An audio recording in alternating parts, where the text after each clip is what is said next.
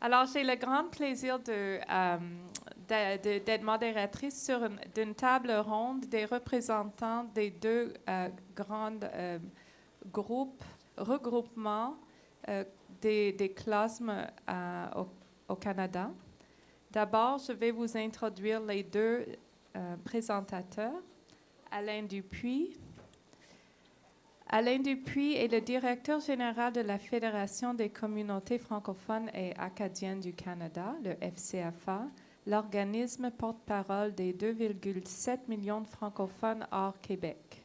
Il a également œuvré pendant de nombreuses années au sein du réseau jeunesse et étudiants franco-ontariens. Il détient une maîtrise en affaires publiques et internationales de l'Université de Montréal et un baccalauréat en sciences politiques de l'Université d'Ottawa. Merci beaucoup de l'invitation à présenter au nom de la FCFA nos demandes pour la modernisation de la loi sur les langues officielles. Moi, je suis originaire de Sudbury, dans le nord de l'Ontario, pour celles et ceux qui connaissent. Sinon, venez visiter. Ça fait 2 ans que je suis à la FCFA et c'est un des grands dossiers que l'on défend depuis les 2 dernières années. Le travail, évidemment, a commencé grâce aux efforts du comité sénatorial permanent des langues officielles, notamment la sénatrice Tardif, qui était une grande alliée de nos communautés, qui s'est dit c'était le temps de la réviser, de la moderniser, cette loi-là. Et aujourd'hui, la FCFA porte un projet de loi modèle depuis le milieu de l'hiver dernier. On a travaillé avec tous les groupes. La FCFA, pour celles et ceux qui ne connaissent pas, on regroupe 18 organismes porte-parole provinciaux, territoriaux et sectoriels à travers le Canada. On a aussi un forum des leaders de 48 organismes. Alors, c'est un peu la proposition de tous ces groupes-là qui ont témoigné devant le comité sénatorial depuis 2 ans et en collaboration, bien sûr, avec nos amis de QCGN au niveau des Anglo-Québécois. Il y a beaucoup de dialogue qui a été fait autour des propositions. Bien sûr, la FCFA se rend compte que la loi sur les langues officielles a des manquements, finalement, la loi n'a jamais pleinement été appliquée. Lorsque c'était le 40e anniversaire de la première loi sur les langues officielles, on a déposé un livre blanc qui parlait des défis systémiques là, et au manquement à la mise en œuvre de la loi.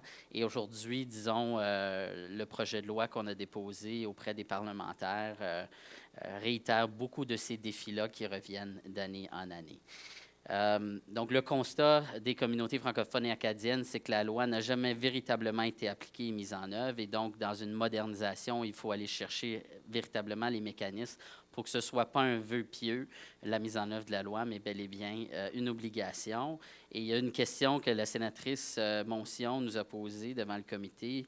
Lorsqu'on était en train de développer la première loi sur les langues officielles, on voulait que ce soit aspirationnel, mais on avait quand même le souci de ne pas frapper un marteau trop fort parce qu'on ne voulait pas faire peur aux anglophones du Canada. C'était un peu un compromis, cette loi-là. Donc, elle était aspirationnelle, mais on ne voulait pas nécessairement lui donner trop de dents pour pas que ça se revire contre nous, puis que ce soit négatif, la réaction de la majorité canadienne.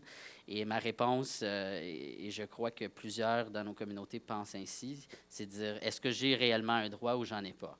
Et je pense que c'est important pour la prochaine génération qu'on réponde à cette question-là. Est-ce qu'on a véritablement des droits linguistiques et est-ce qu'on peut être francophone de A à Z? Il y a toute une génération montante qui a eu accès à des écoles de langue française. Je suis un enfant de la Charte. J'ai eu accès à l'école de langue française jusqu'à l'âge de 12e année. Et donc, c'était normal de vivre dans ma langue, mais j'arrive au niveau postsecondaire et là, c'est plus possible de vivre dans ma langue. Au niveau postsecondaire, il y a un manque d'accès aux cours et aux programmes. Dans la vie en général, on se rend compte que finalement, les langues officielles, c'est dans certaines parties de ta vie seulement. Et donc, je pense qu'on a un message à envoyer avec la modernisation de la loi on a beaucoup cheminé comme pays et c'est le temps d'aller encore plus loin pour que ce soit un droit véritable et qu'on envoie un message clair par rapport à sa mise en œuvre. Alors, pourquoi maintenant? Bien évidemment, c'est le 50e de la première loi sur les langues officielles, mais les 2 dernières années, et particulièrement la dernière année, a été assez difficile au niveau des contestations, au niveau de la dualité linguistique en Ontario et au Nouveau-Brunswick. Et je vous dirais qu'il y a il y a un sentiment de fragilité augmenté dans les communautés. Il y a un sentiment d'urgence que là, 50 ans après la loi, finalement, on a des droits quand ça vient à des champs de compétences fédéraux, mais au niveau des provinces et territoires, c'est un petit peu du laisser-faire et on peut prendre les décisions sans respecter les besoins des communautés. Évidemment, la stagnation du nombre de Canadiens bilingues. Hein. Les bilingues au Canada, c'est surtout les francophones et les anglo-québécois d'ailleurs. Mais on a du travail à faire au niveau de la majorité. Évidemment, le jugement de la Cour fédérale qui remet en question la partie 7 de la loi, c'est un autre élément très fragilisateur pour nos communautés. Donc, pour nous, il est important de réaffirmer la légitimité du français comme une des 2 langues officielles et de donner un nouvel élan à la dualité linguistique, dans un contexte aussi où il y a un potentiel énorme pour le Canada. On parle de cette loi-là beaucoup comme étant une loi des minorités linguistiques, mais il y a tout un potentiel pour le Canada en général si on saisit l'avantage du bilinguisme pour notamment des échanges internationaux, pour un peu dans ce monde global dans lequel on vit. Nous, on est beaucoup en train de réfléchir à comment on discute des langues officielles au-delà de simplement auprès du gouvernement puis auprès de nos communautés. Comment on en parle à la majorité?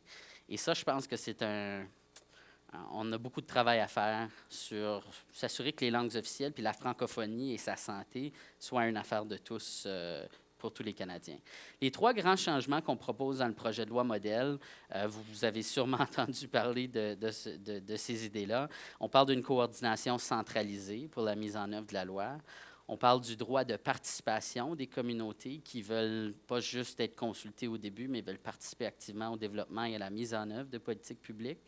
On parle de renforcer la surveillance et les sanctions, et on parle aussi d'élargir les droits prévus par la loi. Alors, la première série de changements, c'est vraiment de désigner une agence centrale responsable de coordonner la mise en œuvre de la loi sur les langues officielles. Comme vous le savez, en ce moment, la mise en œuvre de la loi est partagée. En fait, pas toutes les parties on désigne une institution fédérale pour s'en occuper.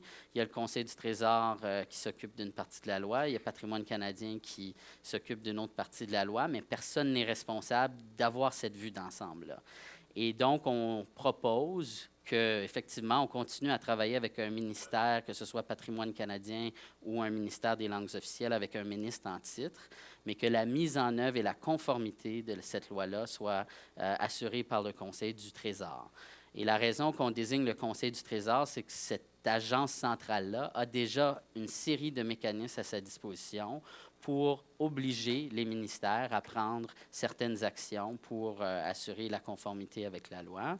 Il y a eu tout un débat à savoir est-ce que ça devrait être le bureau du conseil privé qui s'en charge. Et on croit bel et bien qu'il y a un rôle politique pour le bureau du conseil privé, mais c'est un organe qui fonctionne par convention. Et le bureau du conseil privé n'est pas responsable de la mise en œuvre d'aucune loi. Donc, ce serait assez nouveau que dans une loi sur les langues officielles modernisée, qu'on confie la responsabilité de mise en œuvre d'une loi au bureau du conseil privé. L'autre option pour une agence centrale, ce serait que Patrimoine canadien ou le ministère des langues officielles devienne une agence centrale qui a un rôle horizontal sur l'ensemble de l'appareil gouvernemental. Mais on s'est dit, finalement, politiquement, ce serait difficile de créer une nouvelle agence centrale. Il y en a 3. Hein, Bureau du conseil privé, Conseil du Trésor et le ministère des Finances. Ce serait inédit et probablement surprenant de voir un ministère des langues officielles devenir une agence centrale. On serait pour, mais on se dit que politiquement, probablement, ce serait peu faisable. Et donc, c'est la raison pour laquelle la FCFA et ses partenaires ont dit vraiment le Conseil du Trésor, il a un rôle clair, clairement défini, et que nous devrions simplement lui ajouter des obligations de mise en œuvre de la loi.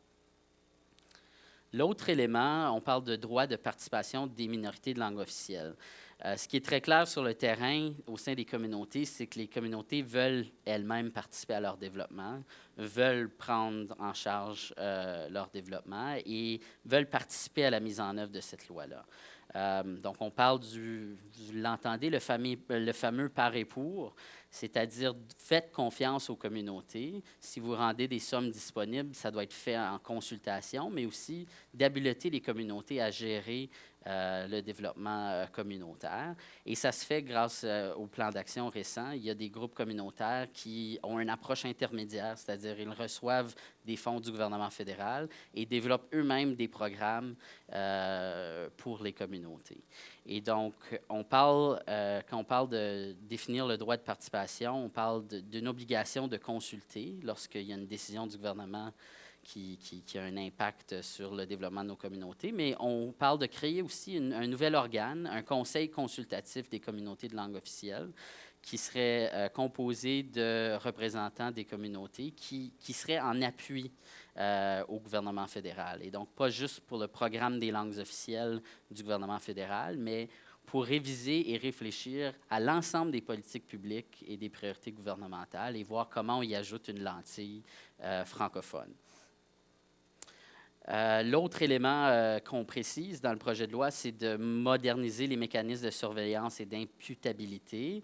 On entend depuis plusieurs années les commissaires aux langues officielles qui nous disent qu'il y a un certain malaise avec le rôle actuel, qui est celui d'être enquêteur de plainte, d'être champion, donc faire la promotion des langues officielles et cheminer ou faire cheminer les institutions fédérales, mais aussi d'être la police et de devoir émettre des sanctions. Il y a une série de mécanismes que le commissaire a déjà, qu'il n'utilise presque jamais, à cause de ce malaise inhérent-là de vouloir faire cheminer les institutions pour qu'elles répondent à leurs obligations, mais aussi de finalement avoir un pouvoir de sanction et leur dire « vous devez corriger X, Y, Z ».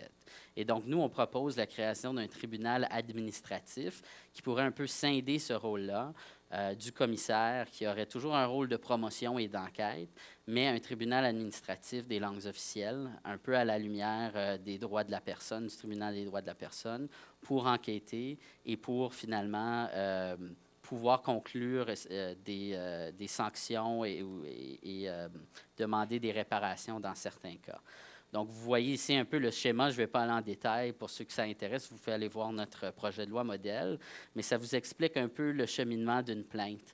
Et donc, on aurait toujours un peu le même processus. Le plaignant peut déposer une plainte au commissaire aux langues officielles. Le commissaire enquête et développe un dossier d'enquête qui est ensuite amené, si la plainte est jugée recevable, amené devant un tribunal administratif qui aurait une série d'ordonnances qui pourraient demander aux institutions fédérales.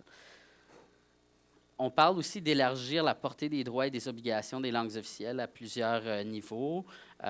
Une chose qui est importante pour nous, c'est d'ajouter des clauses linguistiques exécutoires dans toutes les ententes de transfert de fonds entre le gouvernement fédéral et les provinces et territoires.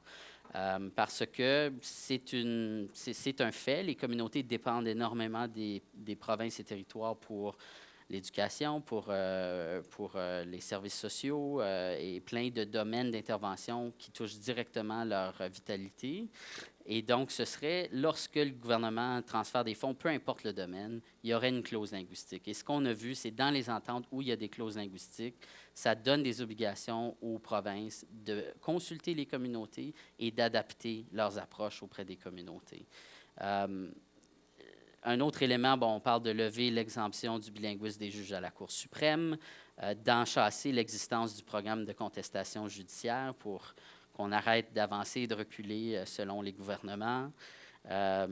Et on parle d'offrir les services du gouvernement fédéral selon des critères de vitalité, pas seulement selon la définition traditionnelle de là où le nombre le justifie. Et on a travaillé beaucoup avec le Conseil du Trésor sur la révision du règlement de la partie 4 pour s'assurer qu'on puisse intégrer la présence d'une école, par exemple, comme faisant partie d'un critère de vitalité pour désigner un bureau du gouvernement fédéral bilingue. Travailler dans la langue officielle de son choix, bien sûr, renforcer cet élément-là. On parle aussi de l'obligation du gouvernement fédéral d'adopter un plan de développement quinquennal pour les langues officielles. On parle d'également donner des obligations que les politiques d'immigration favorisent la dualité linguistique. Une obligation pour Statistique Canada de dénombrer les ayants droit à l'École de langue française, mais aussi l'obligation de toutes les institutions fédérales de collecter des données sur les langues officielles. Ce qu'on sait qui est un défi actuellement, et on est en train de travailler avec Statistique Canada pour peut-être une enquête post-censitaire qui n'a pas été faite depuis 2006, mais à la base, ça devrait déjà être une obligation de toutes les institutions de collecter des données probantes sur nos communautés. De clarifier, bien sûr, la notion de mesures positives dans la partie 7 de la loi. Et donc, nous, on parle de préciser que ce seraient les mesures positives, que les institutions fédérales doivent prendre les mesures positives nécessaires pour assurer le développement des communautés. Et aussi, dans la partie 7, on insère déjà une série de mesures positives qui sont des bonnes pratiques, finalement, existantes au sein de l'appareil fédéral pour renforcer cette partie-là. Et on recommande également qu'il y ait un règlement de prix par le gouvernement fédéral pour définir les autres mesures positives nécessaires pour répondre à leurs obligations.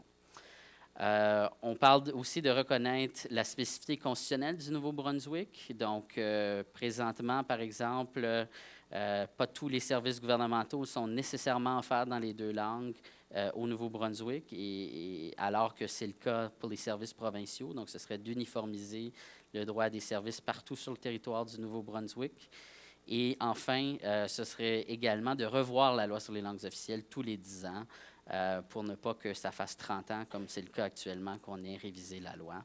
Et ça nous permettrait d'avoir une loi qui s'adapte aux réalités du terrain, aux réalités changeantes des langues officielles.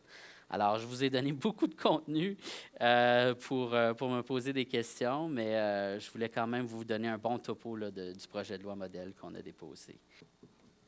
Oui, j'aurais peut-être une question pour la FCFA. Nous sommes allés aux mêmes événements les derniers jours. D'entrée de jeu, tu parles de l'importance de comment parler des langues officielles aux majorités, à la majorité. Il faut que ce soit une affaire de tous.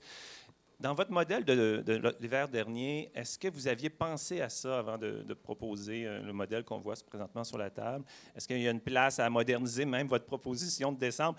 Parce que c'est la grosse affaire, là, je pense, en jeu, là, en espérant qu'on continue nos consultations, qu'il y ait une deuxième vague de consultations pour aller vers ces gens-là, pour aller vers les provinces anglophones, entre autres, de la majorité, ainsi de suite. Est-ce que dans ce que vous recommandez à l'heure actuelle, vous trouvez qu'il y a suffisamment de place pour tenir compte du besoin d'un dialogue entre tout le monde, francophone, anglophone, francophile, anglophile. Et oui, ça prend du temps, le dialogue.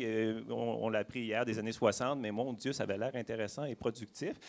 Ou bien carrément, là, si on veut intégrer trop de choses, on est en train de parler de questions constitutionnelles, puis c'est pas sur la table du tout. Là, peut-être que je mélange les affaires ici. Là. Mais je sens pas une réponse dans votre modèle de loi pour cette main tendue-là, puis ce dialogue-là continue. Dans notre projet de loi, on mentionne notamment le fait qu'il faut en faire plus pour l'apprentissage de la langue seconde. Nos collègues de Canadian Parents for French parlent même d'un droit à l'instruction ou à l'apprentissage de la langue seconde pour la majorité canadienne.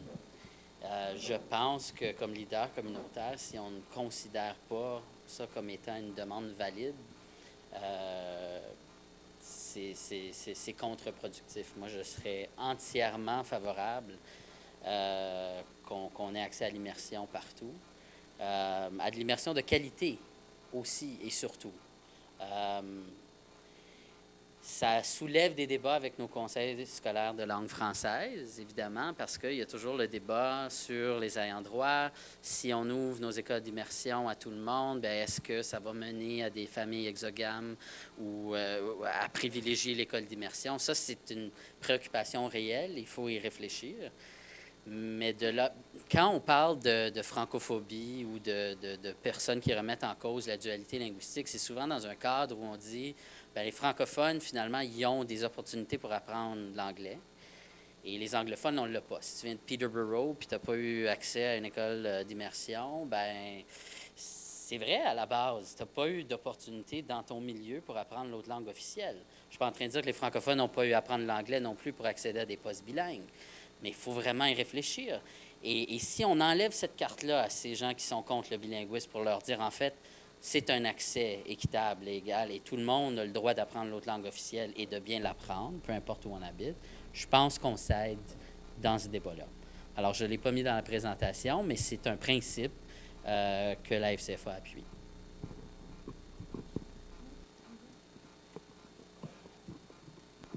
Questions, commentaires?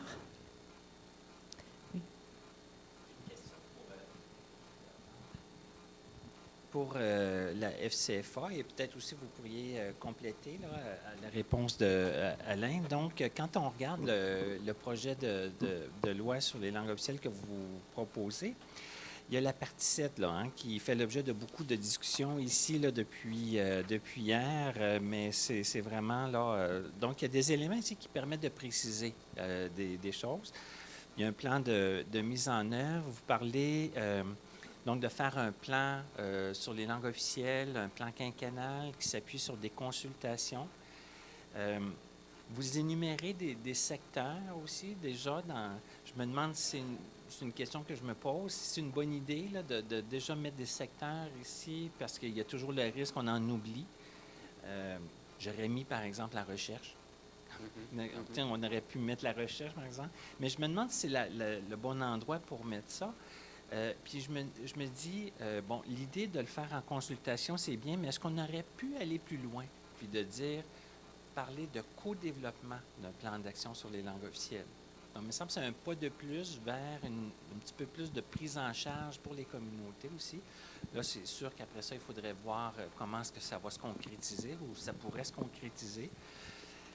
Et puis là, on pourrait après ça discuter des secteurs là, ça vient le temps de faire le co-développement là, du plan d'action. Donc, quand on parle du plan d'action, nous, dans le projet de loi, on met notamment, donc on mentionne les secteurs, puis l'idée de mentionner les secteurs, c'est pour s'assurer que ces secteurs-là, qui sont essentiels à notre développement, fassent partie d'un plan. Et c'est toujours ça l'hésitation, je pense, du côté des communautés, de dire, bien, on laisse tout ça un règlement, on définira ça après. C'est qu'à un moment donné, si on ne le met pas dans la loi, bien ça peut changer avec n'importe quel gouvernement qui arrive en place puis qui voudrait tasser les langues officielles.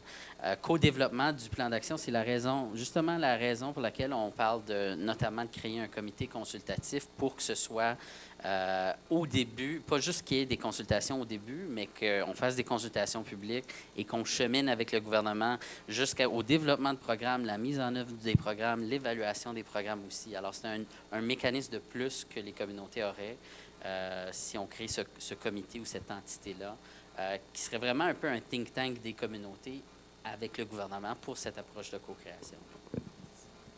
Bonjour et merci à vous deux. Il y a une demande ou il y a une proposition dans le projet de loi de la FCFA qui, pour moi, pourrait être un changement fondamental dans la façon dont on pense le régime linguistique fédéral et la loi sur les langues officielles. Et bizarrement, Alain, dans ta présentation, tu n'en parles pas du tout.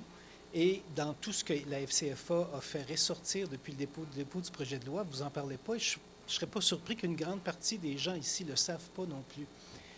Vous demandez que les dispositions de la loi sur les langues officielles en matière de langue de service, de communication avec le public et de langue de travail s'appliquent à l'ensemble du secteur privé de juridiction fédérale. Donc, on parle ici de l'ensemble des compagnies de transport, pas seulement Air Canada. On parle ici des banques, des institutions financières. On parle des ouvrages interprovinciaux. Vous excluez ce qui est télécommunications, pour des raisons culturelles, j'imagine. Deux questions. C'est quoi la logique, quelle est la pensée derrière ça? Et si on va dans ce sens-là, c'est la première fois que le fédéral, autrement que par l'étiquetage, se mettrait à réglementer l'utilisation des langues dans le secteur privé. On n'a jamais fait ça. Et c'est un changement qui est fondamental à mon avis, et c'est un changement qui exigerait, par exemple, de repenser le rôle du commissariat à langues officielles. On voit les problèmes qu'on a imposé la loi présentement sur pratiquement la seule exception, Air Canada.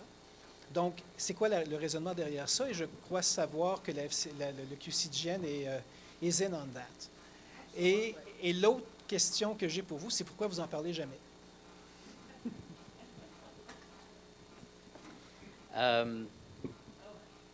Grosse question, ça. Effectivement, je pense que pour nous, c'était des temps. Si on parle de promotion des langues officielles puis d'avancement du statut des langues, il faut prendre un pas de plus. Et le secteur privé, les institutions fédérales, ou le secteur privé géré par des lois fédérales, offrent largement déjà des services bilingues. Alors, ce serait de protéger, ce qui est un fait dans plusieurs compagnies à juridiction fédérale. Alors, pour nous, oui, effectivement, c'est une nouveauté, mais je pense qu'il faut aller là. Il faut que les langues officielles soient plus juste une langue scolaire ou une langue lorsqu'on va chercher un service du gouvernement fédéral. Et quand on parle aux jeunes, le rapport sur les jeunes que le Sénat a fait, c'est justement ce qu'ils disent. Ces enfants-là qui ont été à l'école de langue française, ils disent, moi, il faut que ce soit dans ma vie de tous les jours où je vis mon français et je veux pouvoir aller chercher mon café ou je veux pouvoir... Puis là, évidemment, ça ne s'appliquera pas à... C'est ça, là, je fais des nuances quand même. Là, ça ne s'appliquera pas à l'ensemble des entreprises, mais il faut commencer en quelque part. Et pour nous, ce ne serait pas un gros changement parce qu'ils offrent déjà des services. Les banques offrent déjà des services dans les deux langues. Et donc, oui. Pourquoi on n'en parle pas? Bonne question. On ne l'a pas mis dans la présentation, mais je pense qu'on devrait pouvoir avoir ce débat-là. Mais ça, c'est un débat qui est difficile aussi au niveau public puis au niveau de la majorité. Il faut bien y penser puis bien l'expliquer. Et sur ce point, je vais remercier les deux présentateurs beaucoup et à la prochaine.